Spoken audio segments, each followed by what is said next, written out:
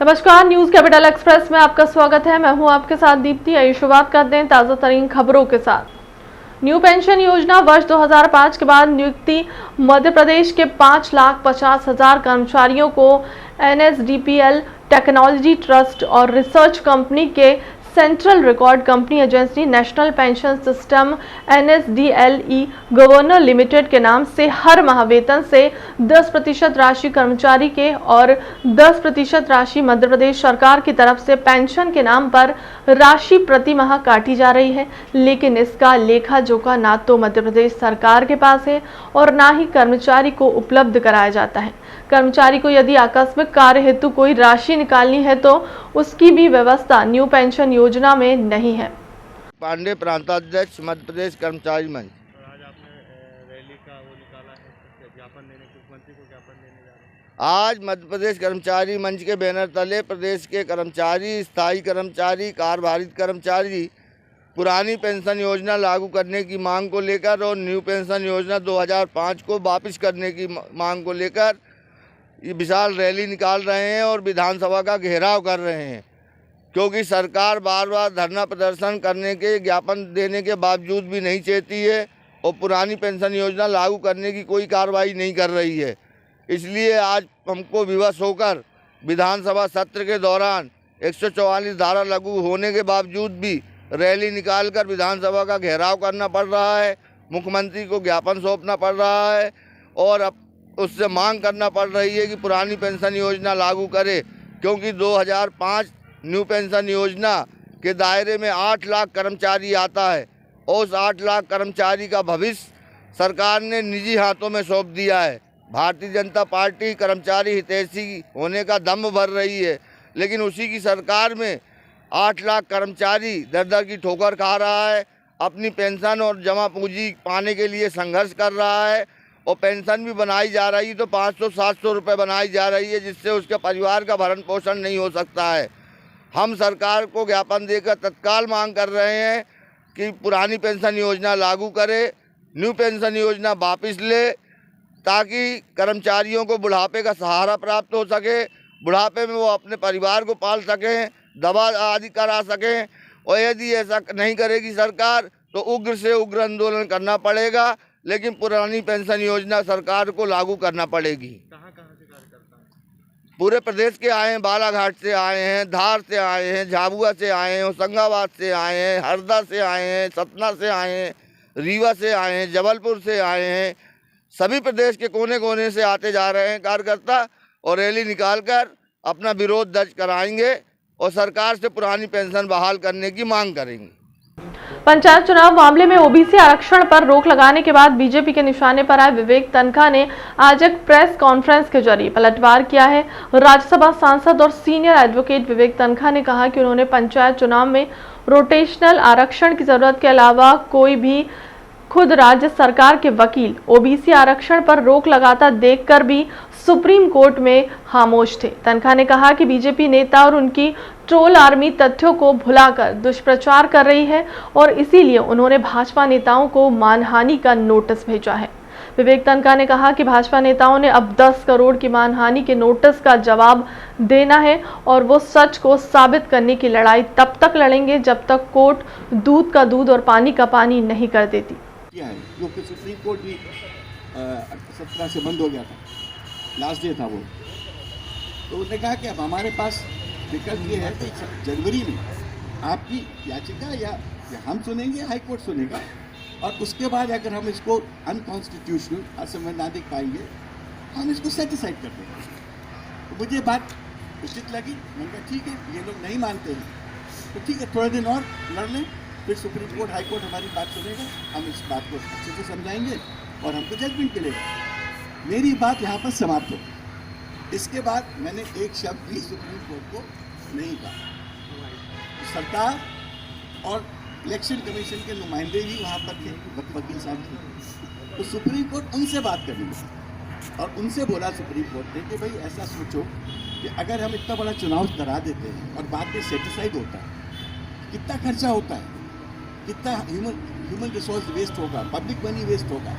तो एक प्रकार से उनको समझा ही दे रहे थे कि आप खुद ही इस पर सोचो, आप खुद ही इस पर रिव्यू करो।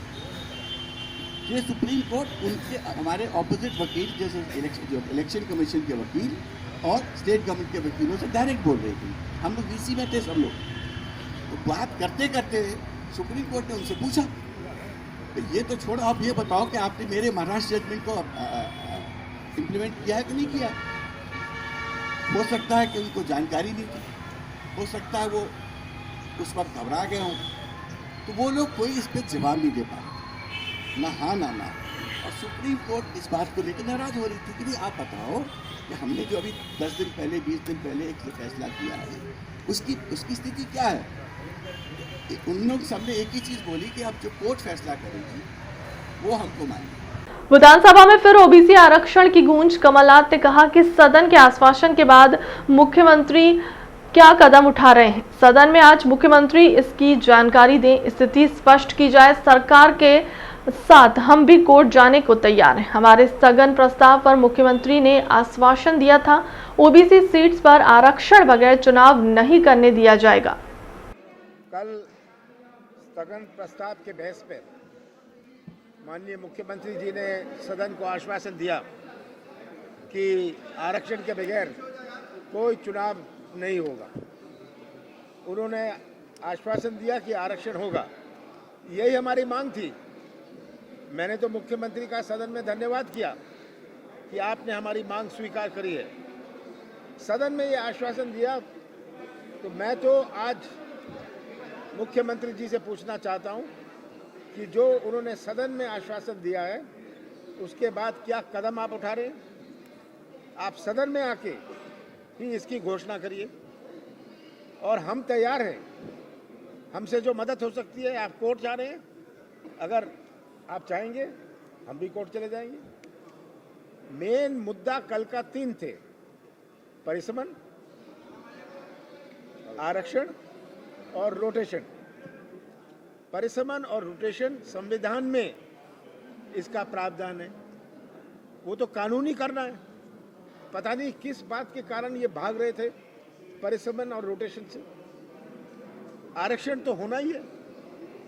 तो जो मैंने कल कहा, मैं दोहराना चाहता हूं कि ऐसा ट्रंकेटेड चुनाव अपने देश में कभी नहीं हुआ कि कहीं हो रहा है कहीं नहीं हो रहा, कोई जानता है कि मेरा होगा या नहीं होगा, आरक्षण होगा।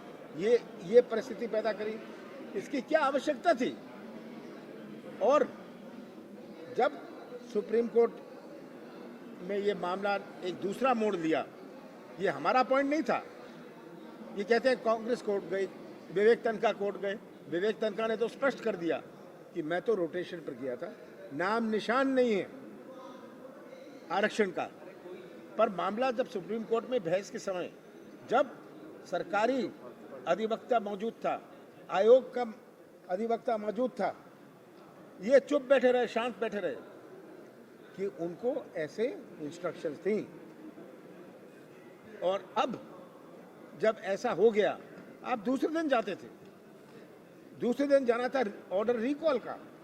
रिकॉल का प्रावधान होता है, अगर कोर्ट ने कुछ गलत समझा है या कोई गलत मोड़ ले लिया, कोर्ट में आप दूसरे दिन जा सकते हैं।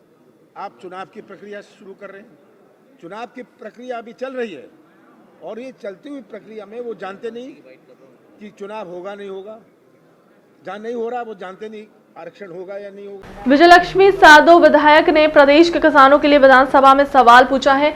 महेश्वरी के 2 ब्लॉक महेश्वरी और बड़वा में अतिवृष्टि से फसल बर्बाद हुई थी, जिस पर कमलनाथ की सरकार ने 94 करोड़ पैसे दिए थे। टोटल मिलाकर 94 से 94 करोड़ रुपए स्वीकृत हुए थे, जिसकी 25% की किस्त फसल मुआवजे को दी गई है। शिवराज सरकार का कर्तव्य था कि 75% राशि इन्हें देनी थी, जिन्होंने यहाँ 75% की राशि उन किसानों को नहीं दी है। आज 1.5 साल हो गया है, आज किसान इनसे परेशान है। मेरा सवाल का जवाब गोलमोल दिया है, शेष राशि पर इनका जवाब समय सीमा नहीं बता सकते हैं। जो मैंने प्रदेश के किसानों के हित के लिए विधानसभा में एक क्वेश्चन पूछा था, मेरी अपनी विधानसभा महेश्वर के जो 2 ब्लॉक थे, महेश्वर और बड़वा, उनमें 2019-20 में जो अतिवृष्टि से जो फसलें बर्बाद हुई थी उसमें करीब 29,221 किसान थे जिनकी फसलें 2 तहसीलों में खराब हुई थी, जिस पर आदरणीय कमलनाथ जी की सरकार में 94,94,311 रुपए महेश्वर तहसील में करीब 29,221 किसान और इसके साथ ही बड़वा तहसील के 23,59,578 रुपए, ऐसे टोटल मिला के करीब 94 से 95 करोड़ रुपया स्वीकृत आदरणीय कमलनाथ जी की सरकार में फसल मुआवजे के हुए थे, जिसकी प्रथम 25% की किस्त कमलनाथ जी की सरकार के माध्यम से उन पीड़ित किसानों को फसल मुआवजे के कारण दी गई थी। उसके बाद आप सब जानते हो कि सरकार जो अप्रजातांत्रिक तरह से शिवराज मामा की जो सरकार बनी है, इनका दायित्व और कर्तव्य था कि 75% की राशि इनको देनी थी, क्योंकि ये सरकार द्वारा स्वीकृत राशि थी, किसी पार्टी विशेष के द्वारा स्वीकृत नहीं थी। लेकिन शिवराज मामा की सरकार जो किसान हितैषी अपने आप को समझती है, जिन्होंने ये 75% की राशि उन किसानों को 1.5 साल से भी ज़्यादा इस असंवैधानिक सरकार को हो गया है, उसके बाद भी इन्होंने एक भी पैसा किसानों को नहीं दिया। आज इनकी गलत नीतियों से किसान बहुत परेशान हैं। कई जगह किसान आत्महत्याएं कर रहे हैं। बिजली के बिल आप जान रहे हो कि किस तरह से बिजली के बिल आ रहे हैं। मैंने आज ये क्वेश्चन लगाया था विधानसभा के अंदर, जिसका जवाब इन्होंने गोलमोल दिया। कोरोना काल के लाखों बिल आ रहे हैं, बिजली बिल की ओर से ध्यान नहीं कर रहे हैं। मुख्यमंत्री पीसी शर्मा ने कहा है कि वीडियो सुनाता हूं सबको, जिसमें मुख्यमंत्री कहते हैं, दिख रहे हैं कि लाखों के बिल आ रहे हैं, बिल भरें या पेट लोगों के पालें। हम धंधे बंद हो गए हैं सबके, लोगों के बिल कहां से देंगे। मुख्यमंत्री अपनी बात से पलट रहे हैं। दोहरी पॉलिसी है, कनेक्शन काटे जा रहे हैं। बिजली मंत्री पर साधा निशाना और उन्होंने कहा है कि इस्तीफा मांगा है। विधानसभा में ध्यान आकर्षण में कोरोना के समय के बिजली बिल का मुद्दा उठाया गया। कोरोना काल में जो बिजली के बिल दिए, आज लाखों के बिल आ रहे हैं। और जो मुख्यमंत्री जी है, अभी जब पूर्व मुख्यमंत्री थे तो इन्होंने बिजली के बिल जलाए, लेकिन आज पूरे भोपाल और मध्य प्रदेश में बिजली के बिल गरीब लोग जला रहे हैं, उसका ध्यान नहीं कर रहे हैं मुख्यमंत्री जी। और जब बिजली के बिलों के खिलाफ यह मामला आया तो मुख्यमंत्री जी गायब है वहां से। मैं एक वीडियो सुनाता हूं, जब ये पूर्व मुख्यमंत्री थे, इनका वीडियो सुन लीजिए। जो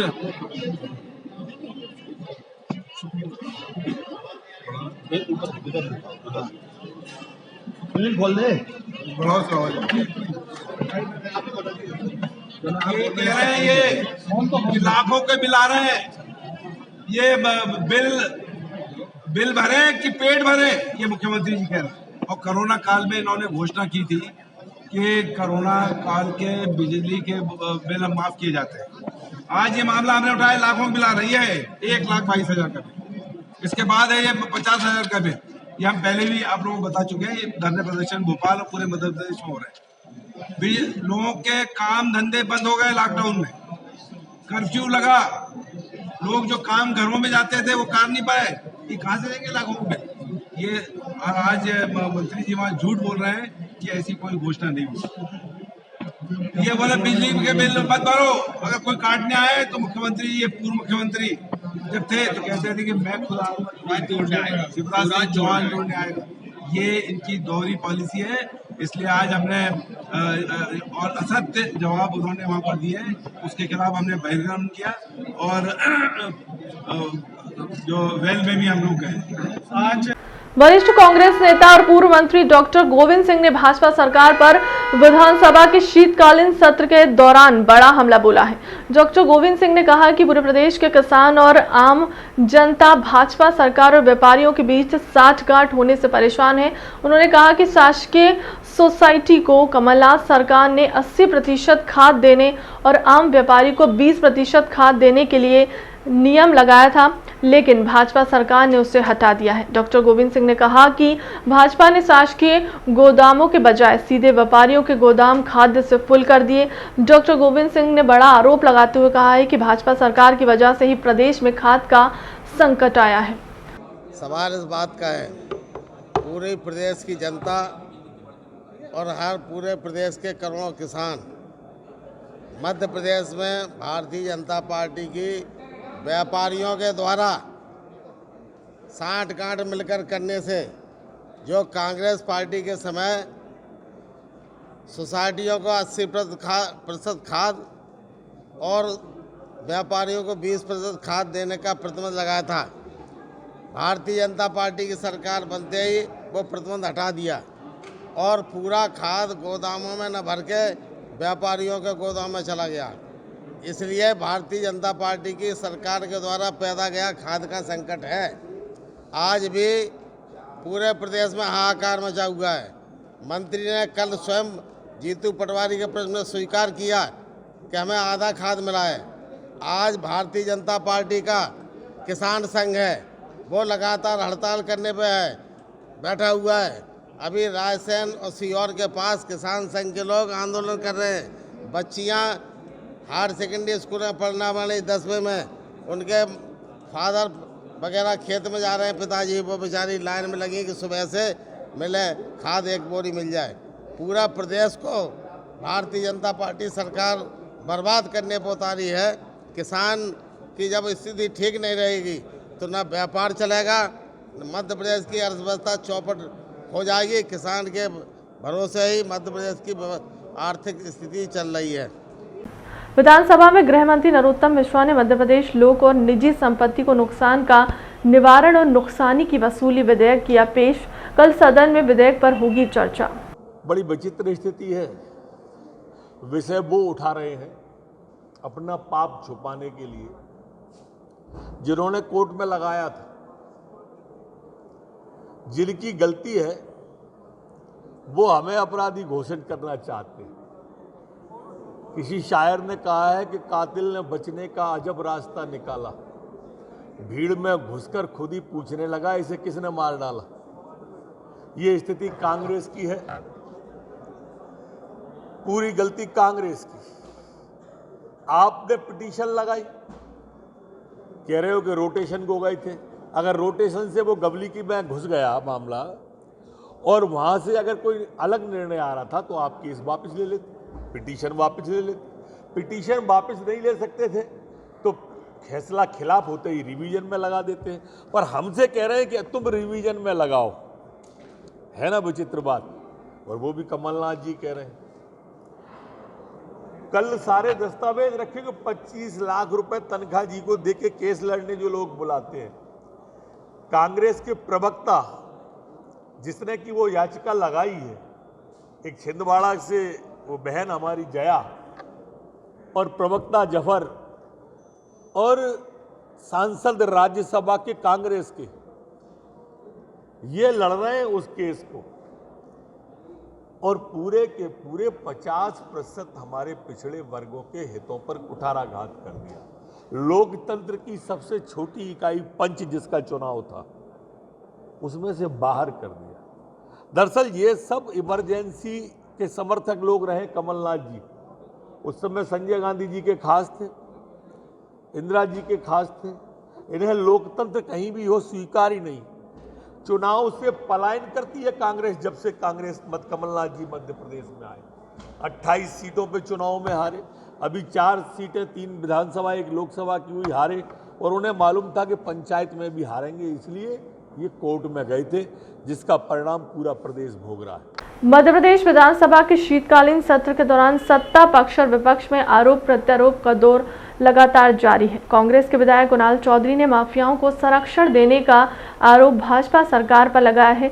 शीतकालीन सत्र के दौरान चौधरी ने कहा कि प्रदेश में जिस तरह से माफिया तंत्र को संरक्षण देने का काम सरकार कर रही है। कुणाल चौधरी ने कहा कि माफियाओं के खिलाफ सड़क पर आंदोलन करो तो उसे बंद करने के लिए नए नए कानून सरकार द्वारा लाए जा रहे हैं।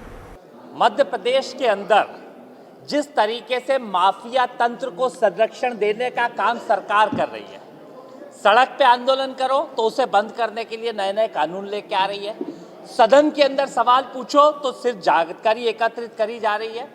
आज मेरा एक सवाल था कि किस प्रकार से जो मिलर्स हैं जिन्होंने अमानक चावल, जो अमानक नहीं जहरीले चावल जो एक केंद्रीय दल ने दिया था कि ये जहरीले चावल है जो जानवरों के खाने के योग्य भी नहीं है, उन चावलों के मिलर्स के ऊपर क्या क्या कार्रवाई हुई, किसके ऊपर अभी तक एफआईआर हुई और नहीं हुई तो क्यों नहीं हुई?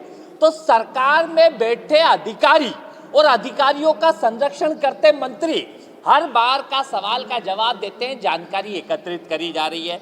कहाँ से कहाँ तक जानकारी एकत्रित करी जा रही है? क्या 2020 से अभी तक क्यों एफआईआर नहीं हुई, इसकी जानकारी सरकार के पास नहीं है? क्या ये जानकारी नहीं है कि कितना सड़ा हुआ चावल इन्होंने खरीदा और किस व्यवस्था के तहत किस पैसे पे भेजा, कितना ट्रांसपोर्टेशन के अंदर खर्चा करा?